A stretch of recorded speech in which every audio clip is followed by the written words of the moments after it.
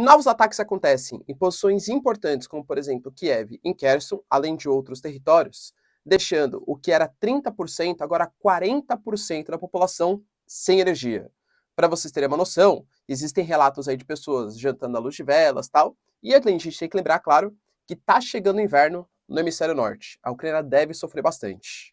Só que aí parte uma guerra de retóricas. Quem está vencendo? Está fortalecendo a Ucrânia? Está enfraquecendo a Ucrânia? Fora que também existem alguns ataques a pontos estratégicos, como por exemplo infraestrutura, barragens, etc., que podem estar levando a novo momento da guerra. Lembrando também que a Rússia está acusando a Ucrânia de usar bombas sujas no seu território. Vamos entender já exatamente o que é isso, né? A gente teve finalmente a finalização do 20º Congresso do Partido Comunista Chinês e, como já era de se esperar, a vitória do Xi Jinping. Mas muito mais do que a vitória do Xi Jinping, eu diria para vocês que é um novo momento da China com um fortalecimento geopolítico muito importante do atual presidente. Chefe, secretário-geral do Exército e, claro, presidente também. Para finalizar aqui o nosso vídeo, falar um pouquinho sobre o recente acordo, mais um, né? Firmado entre Japão e Austrália. O que significa isso para os chineses?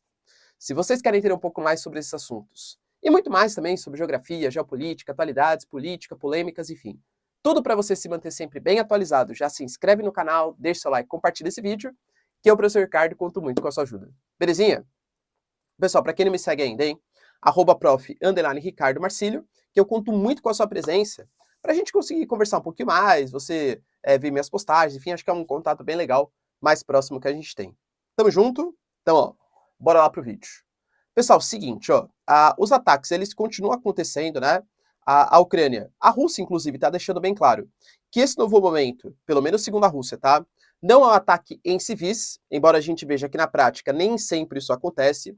A Rússia também está atacando posições em áreas movimentadas, tal, para causar, sim, um certo pavor, um certo pânico na população de sair às ruas, trabalhar e gerar, né, valor para a Ucrânia, mas é principalmente em infraestrutura. E aí eu falo para vocês, principalmente de água e eletricidade. Os dados, eles apontavam em 30%.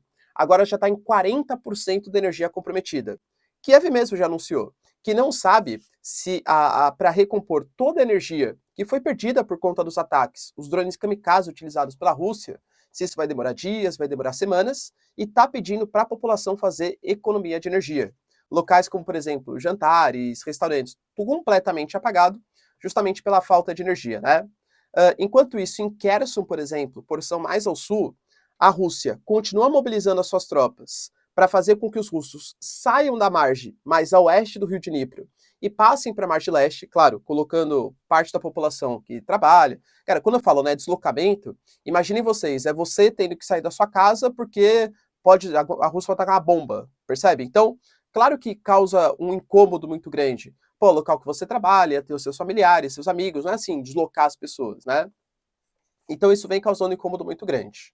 Segundo a Ucrânia, eles estão acostumados já a derrubar esses mísseis de cruzeiro, a derrubar esses ataques que vêm da Rússia, mas precisam de um reforço dos países ocidentais. E até citaram, por exemplo, o caso da Alemanha. A Alemanha recentemente mandou o IRIS-T, que é uma das tecnologias mais modernas, né, de defesa aérea do mundo, só que, claro, falta munição e faltam mais desses equipamentos. Segundo a Ucrânia, a Alemanha prometeu 4. Por enquanto chegou 1, mas ainda falta munição também para que esse 1 consiga funcionar, tá? E a gente tem, novamente, uma guerra de narrativas aí acerca de um dos principais reservatórios na posição sul ali da Ucrânia. Segundo a Ucrânia, a Rússia colocou uma série de minas terrestres para explodir aquele reservatório e inundar cerca de 80 cidades, e a Rússia está alegando que, na verdade, os ucranianos estão atacando para causar perdas humanas, para causar uma comoção internacional, para que tenha uma ajuda contra os russos, ou seja, o fortalecimento do envio de armas, sanções, enfim, aos russos. Deixando bem claro, tá? Nenhum teve a sua história confirmada. Nem que a Rússia colocou minas, nem que os ucranianos estão de fato atacando aquelas posições para que tenha um rompimento da barragem, inunde e cause uma certa comoção internacional, tá? Mas a Ucrânia declarou, tá? Inclusive em Kherson, pode vir que a gente está pronto. Só precisamos de armamento dos países ocidentais. Nessa guerra de narrativas, também se fortalece uma nova narrativa que foi feita aí pelos russos, que é a questão das chamadas bombas sujas. O que são essas bombas sujas?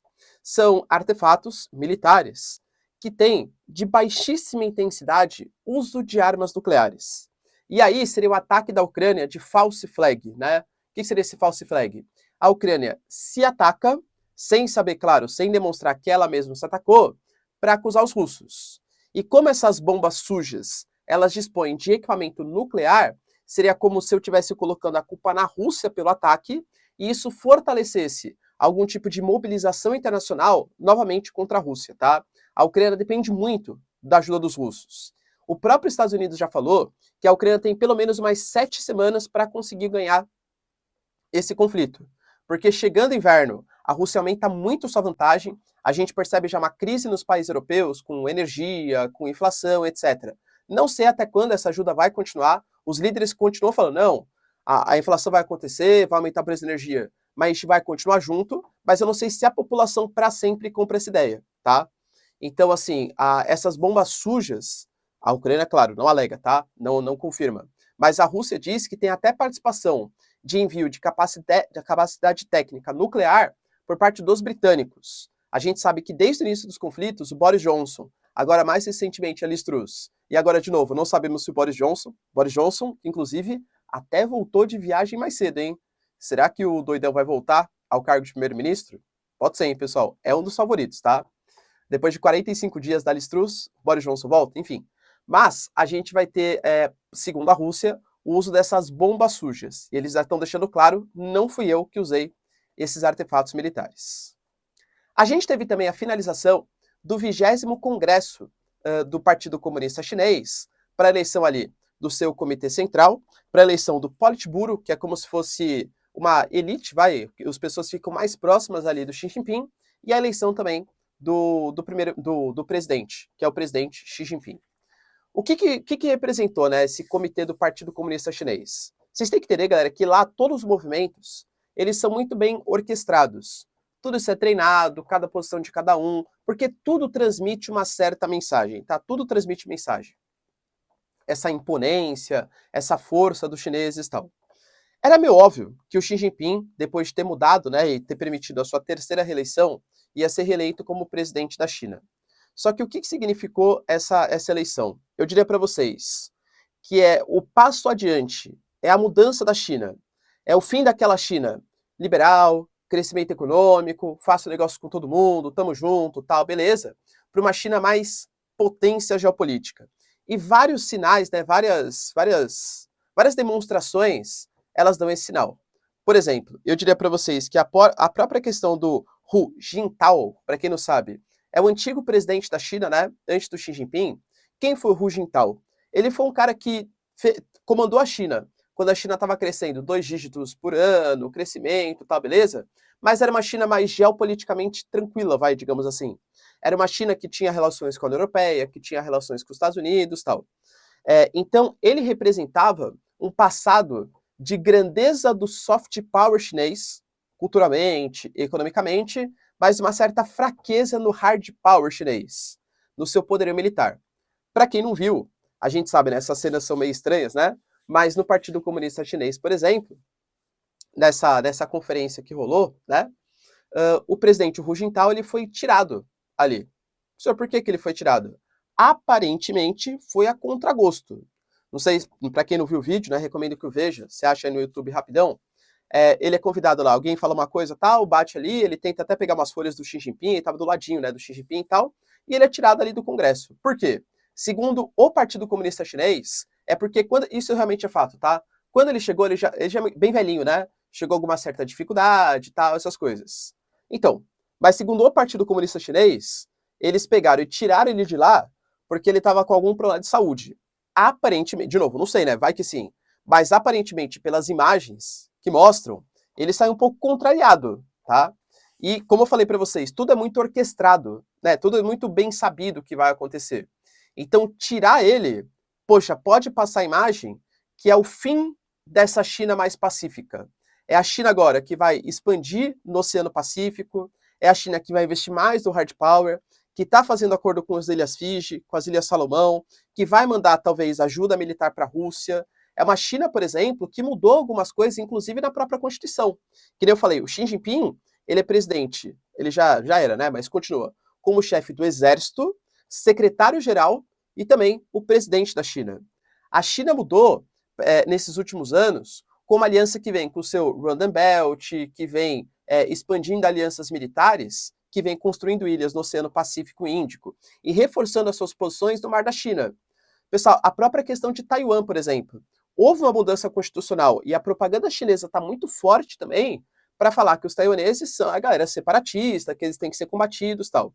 Então pode ser um indício de uma mudança de postura da China, uma China mais agressiva geopoliticamente no seu hard power. Lembrando que o Xi Jinping vai contar com uma série de dificuldades no futuro próximo, movimentos separatistas dos uigures, dos tibetanos, Taiwan, a própria questão de Hong Kong, que não foi tão bem resolvida assim. A China cresce muito, ainda controlando os meios de comunicação, mas é um país que cresce pela comunicação, pela globalização. Como vai conseguir conciliar essas duas coisas? A China sempre cresceu muito baseado no seu mercado imobiliário e está tendo um estouro agora da bolha imobiliária chinesa, tá? O próprio caso da Evergrande ano passado, outras grandes construtoras. A China tem que mudar a sua matriz energética, ainda depende muito do carvão. E a gente está no mundo de Acordo de Paris, mudança da matriz energética. E mais importante, tudo isso com um envelhecimento populacional. A China cancelou a política do filho único há um tempo atrás e agora permitiu, galera, 3 filhos por casal ano passado. Para quê? Para as pessoas terem filhos. A China vai atravessar, na verdade está atravessando já uma crise previdenciária. Então eu diria para vocês que é uma China militarmente mais forte, é a promessa pelo menos, tá? Com essas mudanças que aconteceram, e que vai ter uma série de dificuldades econômicas a serem superadas no futuro próximo. E é claro que isso incomoda. Tanto que, por exemplo, Japão e Austrália já anunciaram, na verdade já tinham um acordo, né? Mas um reforço do acordo de cooperação militar entre eles. Essa cooperação militar acontece porque o Japão, historicamente, é um grande inimigo dos chineses, tá? A gente sabe disso. E a Austrália, sempre foi, tá? Mas principalmente pós-pandemia, quando criticou os chineses, segundo a China, um pouco acima do tom, aumentou as rivalidades. A gente sabe, por exemplo, que o Japão faz parte do Quad, que é uma espécie de aliança militar, que também não é exatamente contra, né? Mas tem um certo pezinho ali contra a China. A AUKUS, Aliança AUKUS, Austrália, Reino Unido e Estados Unidos, aí sim, claramente, é uma aliança militar para conter os avanços dos chineses no Mar do Índico-Pacífico. Uma aliança, então, que permite exercícios militares conjuntos entre Japão e Austrália, são 2 países que estão morrendo de medo, né? Tanto o Albanese quanto o Fumio Kishida, por exemplo, que são os atuais primeiros-ministros, do crescimento da China, porque Austrália e Japão hoje são 2 grandes inimigos. Há uma preocupação muito grande. Ilha Samoa, Ilha Salomão, pertinho ali da Austrália. Pô, e o Japão nem se fala, tá do lado ali dos chineses. Beleza, pessoal? Deu para entender os principais acontecimentos? Se vocês curtirem, então, ó, se inscreve no canal, deixa seu like, tamo junto, beijos, abraços e tchau, tchau.